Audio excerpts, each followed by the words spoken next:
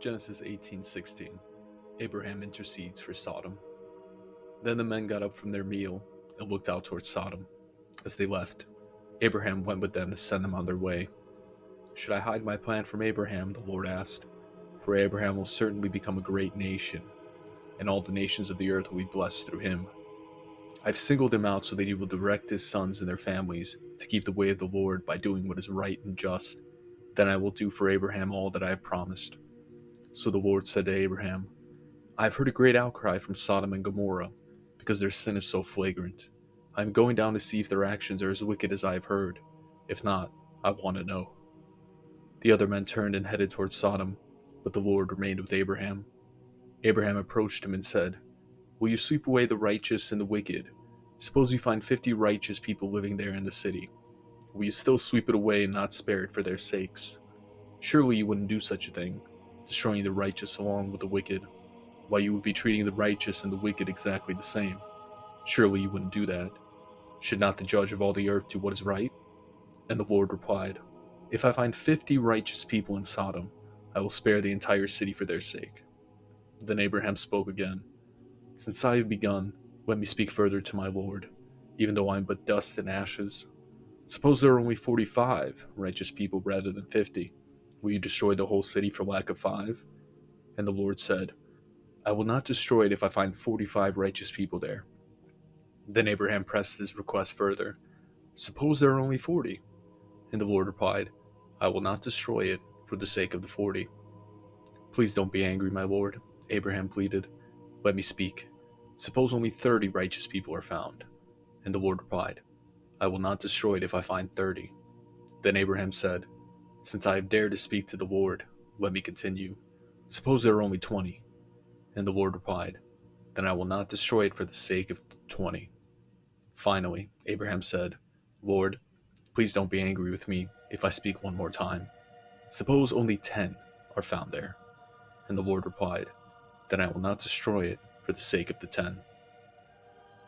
When the Lord had finished his conversation with Abraham, he went on his way, and Abraham returned to his tent. That evening, the two angels came to the entrance of the city of Sodom. Lot was sitting there, and when he saw them, he stood up to meet them. Then he welcomed them and bowed with his face to the ground. My lords, he said, come to my home and wash your feet, and be my guests for the night. You may then get up early in the morning and be on your way again. Oh no, they replied. We'll just spend the night out here in the city square. But Lot insisted, so at last they went home with him. Lot prepared a feast for them, complete with fresh bread made without yeast, and they ate. But before they retired for the night, all the men of Sodom, young and old, came from all over the city and surrounded the house.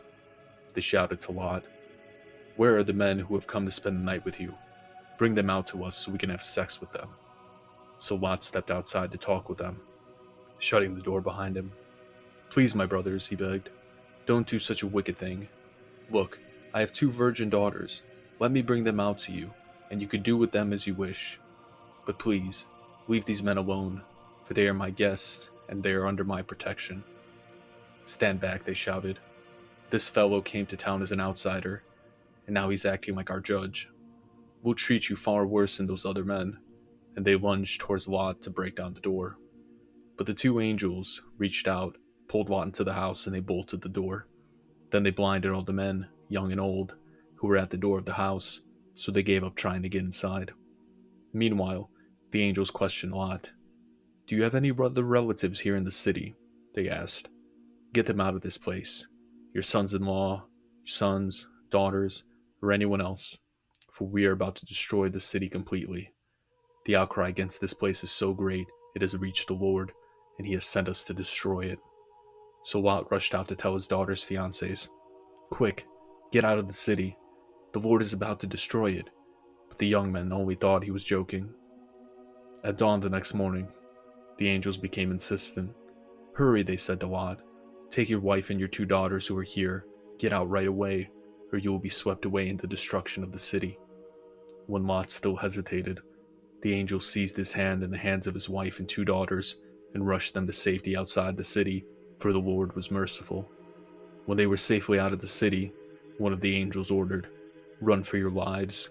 and don't look back or stop anywhere in the valley. Escape to the mountains, or you will be swept away." "Oh no, my lord," Lot begged. "You have been so gracious to me and saved my life, and you have shown such great kindness. But I cannot go to the mountains. Disaster would catch up to me there, and I would soon die. See, there is a small village nearby. Please let me go there instead. Don't you see how small it is? Then my life will be saved."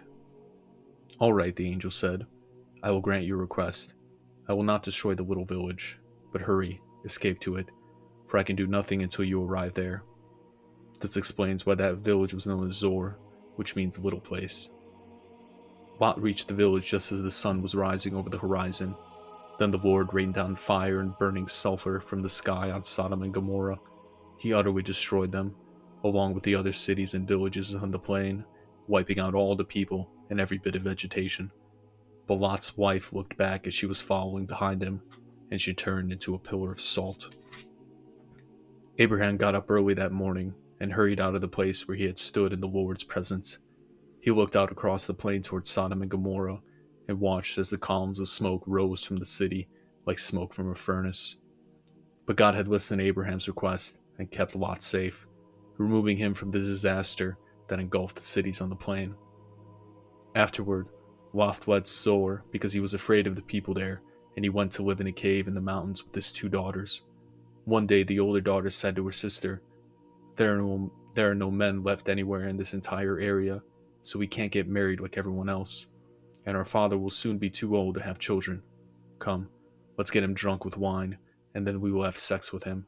That way we will preserve our family line through our father." So that night they got him drunk with wine, and the older daughter went in and had intercourse with their father. He was unaware of her lying down or getting up again. The next morning the older daughter said to her younger sister, "I had sex with our father last night. Let's get him drunk with wine again tonight, and you go in and have sex with him. That way we will preserve our family line through our father." So that night they got him drunk with wine again, and the younger daughter went in and had intercourse with him. As before, he was unaware of her lying down or getting up again. As a result, both of Lot's daughters became pregnant by their own father. When the older daughter gave birth to a son, she named him Moab, and he became the ancestor of the nation now known as the Moabites. When the younger daughter gave birth to a son, she named him Ben-Ami. He became the ancestor of the nation known as the Ammonites. Genesis 22. Abraham's faith tested. Sometime later, God tested Abraham's faith. "Abraham," God called. "Yes," he replied. "Here I am." "Take your son, your only son, yes, Isaac, whom you love so much, and go to the land of Moriah. Go and sacrifice him as a burnt offering on one of the mountains, which I will show you." The next morning, Abraham got up early and he saddled his donkey and took 2 of his servants with him, along with his son Isaac. Then he chopped wood for a fire for a burnt offering and set out for the place God had told him about. On the 3rd day of their journey, Abraham looked and saw the place in the distance. "Stay here with the donkey," Abraham told the servants.